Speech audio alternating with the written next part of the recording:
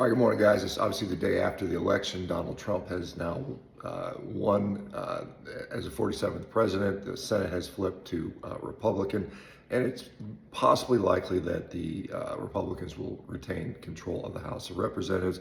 Donald Trump won the popular vote, it appears, as well. So certainly a mandate from the people, and I think there's some clear reasons why this occurred. Now, let me just say that I am pretty much independent-minded. I'm not a diehard Democrat. I'm not a diehard Republican or anything like that. I've been independent throughout my life with regard to that. I just kind of think of what the issues that are important to me. And with full transparency, I did vote for Donald Trump in this election. And the reason I outlined was basically because I felt that there was an attack on, freedom of speech. And I think that's one of the most important issues. And I felt that Trump and his team were more aligned with that particular issue. Now, having said that, I think there's some very important reasons why Trump won, and I'll list what I think, were the major issues. And number one is the state of the country, and I think it's hard to hide the fact that it's damn expensive when you go to the store to buy stuff. I was shocked at the prices that we see, and that's something that affects every single American. As I said, from my personal, the things that personally affected me were these issues with freedom of speech. I mean, I spend a lot of time on social media.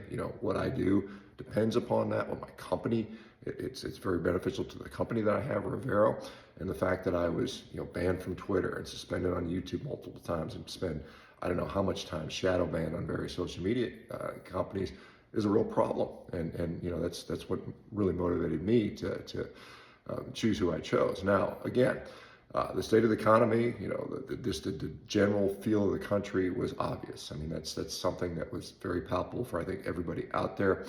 I think, the fact that Elon Musk bought Twitter allowed for a more open and free exchange of ideas and thoughts and opinions, which was heretofore suppressed. I think that had a big role to do that. And so thank you, Elon Musk, for allowing that free discourse to happen. I think it's such an important and vital thing that we have as a society.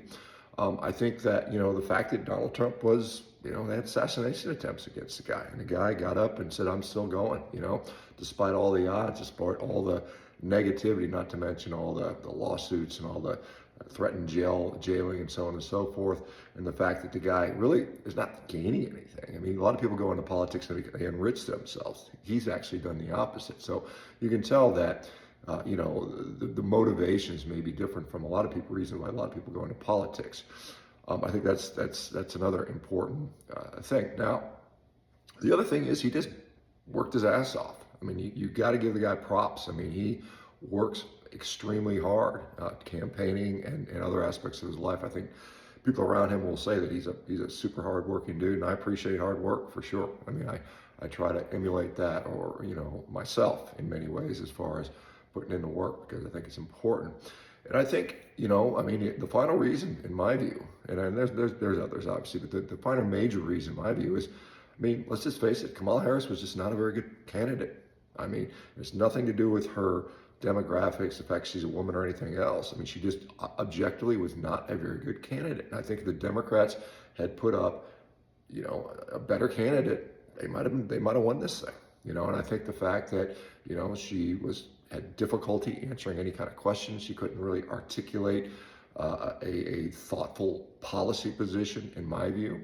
And I don't think she was that likable. And I think the same problem happened with Hillary Clinton. She just was not very likable. And so you got to put up a candidate that people actually like, and they have to be able to have long, intelligent discourse. I mean, the fact she skipped out on the Joe Rogan interview did not help her. The fact that she maybe was incapable of doing the Joe Rogan interview was probably more telling.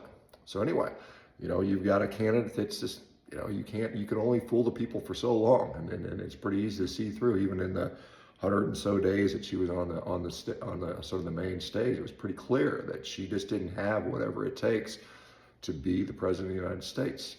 And for all Trump's flaws that you may seem to have, he has the ability to get things done, I think, in many ways. And a lot of people obviously rally behind him. Now, where do we go from here? Now, obviously, take a couple days to celebrate if your candidate won. If your candidate didn't win, you can just commiserate for a couple of days, but then we got to get back to work as a country. And it doesn't do good to gloat or beat up the other side. That's not going to be helpful. My position is that, for what I do from the healthcare side of things is I don't care what your political affiliation is. I want you to be healthier, and I'm going to do everything I can. I don't care what what it is. I'm going to do everything I can to get people healthy, as many people as possible. And if I have some input or insight, or input with this Make America Healthy thing, with that Kennedy's going to do, I'll be happy to step up and do my part. If it doesn't happen, that's fine as well. I'll continue doing what I'm doing anyway. And I think that, honestly, I do think there are some people that need to be held to account for some of the things that happened over the last few years. That's around some of the COVID stuff, some of the things that have happened, that there are people that do need to be held to account for this stuff. And I think that's pretty clear. But beyond that, we need to move the country forward. We need to, I think, as I've said many, many times, I think the United States is the best country in the world for various reasons. I know a lot of people disagree with that, but I think based upon our founding principles, and that's what makes us different. And the fact that we have those is incredibly important. And, what I'd like to see, with regard to healthcare is, like I said, better incentive for physicians to actually get people healthy, not just depending on drugs, get the pharmaceutical advertising off TV.